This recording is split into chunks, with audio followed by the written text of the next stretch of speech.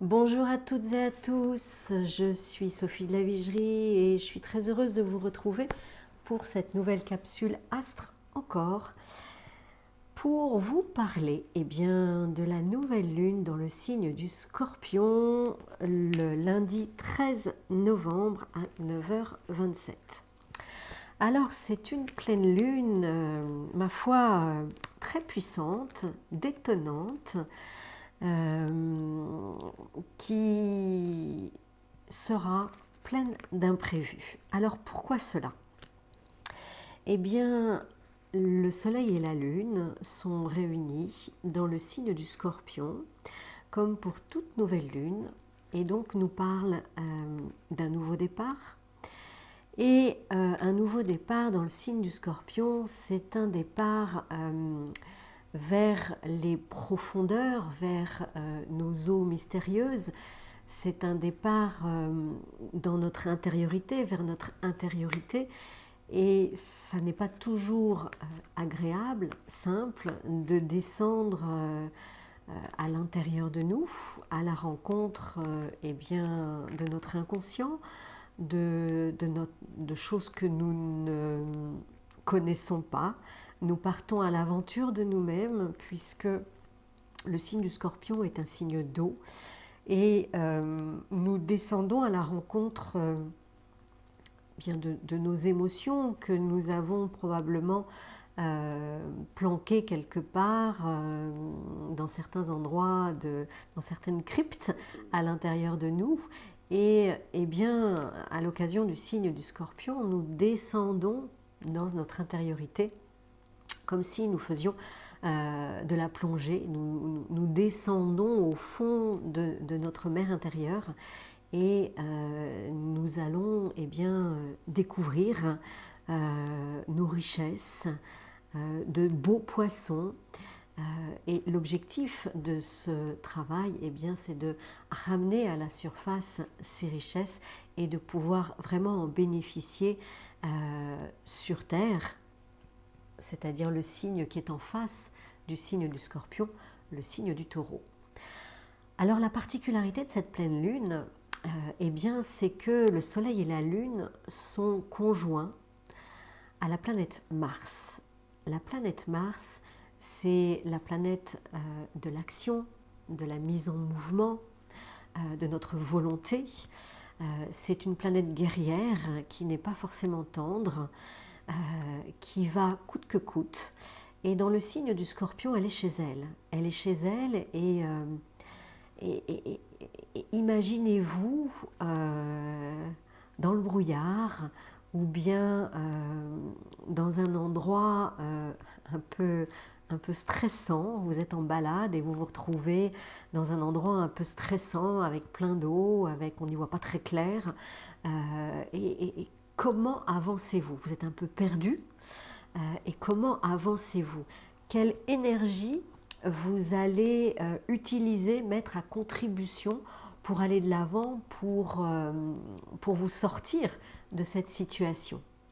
Voilà, donc cette planète Mars, qui est en analogie avec la troisième lettre de l'alphabet hébraïque, la lettre Gimel, Gimel qui est une lettre qui nous met en mouvement également, qui nous demande de nous séparer de notre petit confort, de notre petite routine habituelle pour aller de l'avant, pour aller à l'aventure, pour aller vers l'inconnu. Et là, on est tout à fait dans ce cadre-là, c'est-à-dire qu'on va à l'inconnu quand on descend dans nos eaux profondes, dans les eaux du Scorpion. Et avec quelle énergie on y va?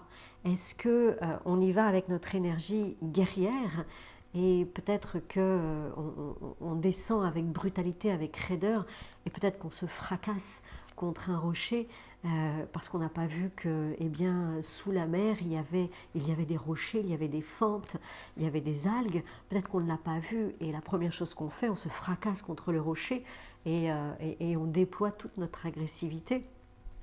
Ou peut-être que on va partir vent du bas dans les profondeurs et qu'on va oublier que c'est un monde mystérieux qui ne fonctionne pas exactement comme notre monde terrien.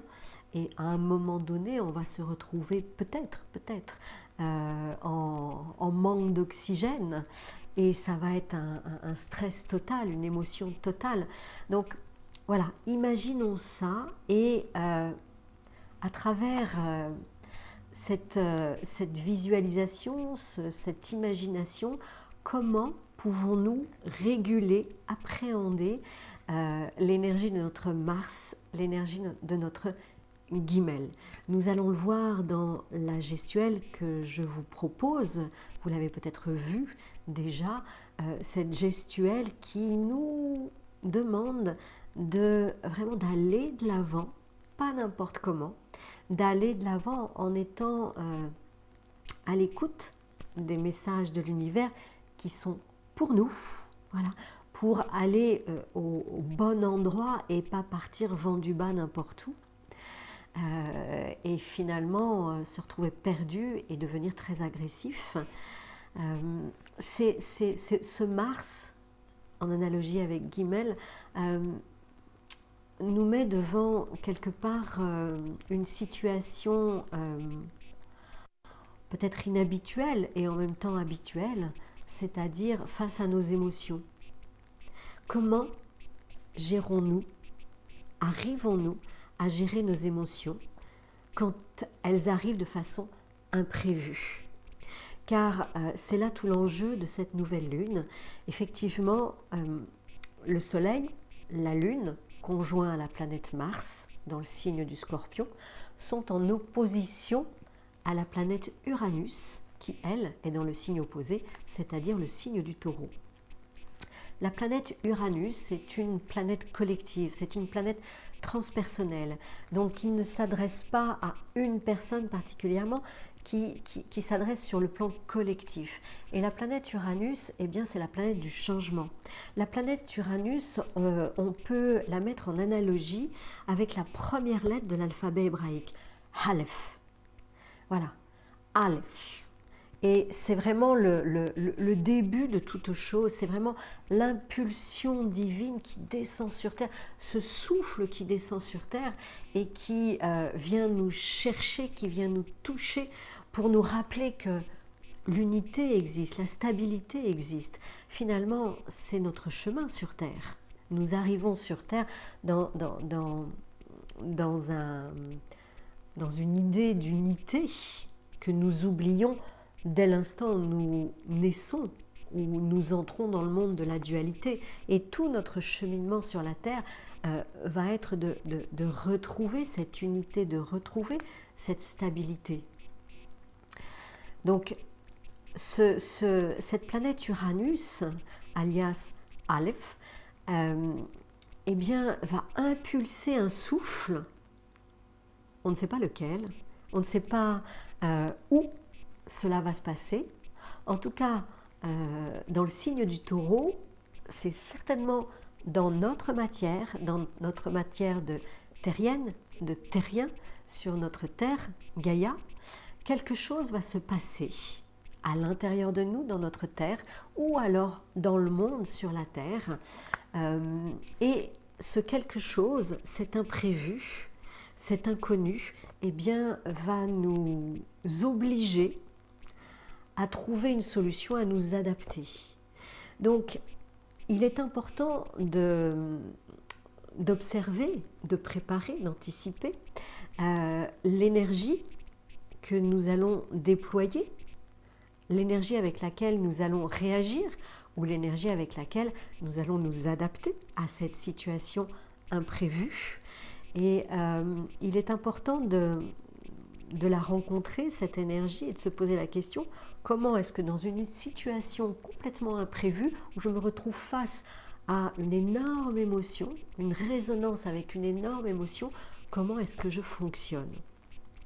Eh bien, je vais chercher mon énergie déjà dans la stabilité de la Terre, dans la stabilité de ma Terre. Et je vais impulser cette énergie à partir de mon centre vital, et pas à partir de ma tête, et pas à partir de mon ego. Parce que je ne vais pas résoudre le problème, je ne serai pas à l'écoute de ce qui est juste pour moi, si je fonctionne à partir de mon ego. Et cela risque d'empirer encore plus les choses. Donc, ces deux gestuels, de ces deux lettres hébraïques, Aleph et Gimel, sont là pour nous aider à appréhender cette énergie puissante, mystérieuse, inconnue, imprévue, qui va probablement nous déranger, en tout cas déranger notre petite routine, ça c'est certain. Et comment est-ce que, nous la canalisons, cette énergie, et deux, comment nous la recevons à l'intérieur de notre corps matière pour aller à la rencontre des émotions que cela va susciter. Alors, c'est vrai que cette nouvelle lune est bien accompagnée. Elle est bien accompagnée puisque la nouvelle lune est au sextile de la planète Pluton, qui est encore dans le signe du Capricorne. Donc, le travail de Pluton, qui est quand même directement en lien avec la nouvelle lune, va être atténué. La raideur de Pluton va être quand même atténuée. Et puis, cette nouvelle lune est aussi très bien aspectée par la planète Neptune, puisqu'il y a un magnifique trigone avec la planète Neptune. Donc, peut-être que cette nouvelle lune, le contexte particulier de cette nouvelle lune, ce changement inattendu, cet imprévu qui va amener pas mal d'émotions à l'intérieur de nous, dans le monde, cet imprévu va nous aider peut-être à nous ouvrir à quelque chose de plus grand, à ouvrir notre conscience, à prendre conscience de choses auxquelles nous n'avions pas conscience, et la beauté de la vie, la beauté de l'univers. Voilà, d'autant plus que la planète Neptune est en lien aussi, est en aspect plutôt positif avec la planète Uranus. Donc soyons confiants et surtout avançons, répondons à cet imprévu avec notre énergie vitale, en étant bien posés sur Terre, en prenant du recul, et ne répondons pas à cet imprévu par réaction brutale et agressive. Tout l'enjeu est là. Va-t-on jouer le jeu de l'agressivité, ou va-t-on agir avec maturité, avec conscience, et profiter de cette situation pour vraiment aller à la rencontre de nous-mêmes et grandir par cette situation. Et j'ai envie de vous dire que c'est le véritable enjeu de cette nouvelle lune et des prochaines années, c'est-à-dire à travers ce chaos, allons à la rencontre de nous-mêmes, ouvrons un peu plus nos consciences vers le subtil, vers les autres, vers la vie, vers notre terre. Voilà, donc c'est ce que je voulais vous dire à l'occasion de cette nouvelle lune. Alors juste, je vais vous montrer les deux lettres et les deux planètes en question.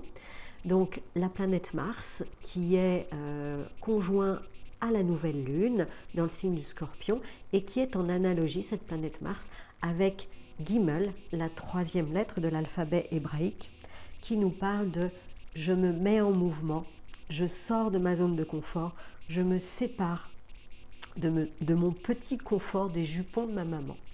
Voilà, ça c'est Mars, Gimel.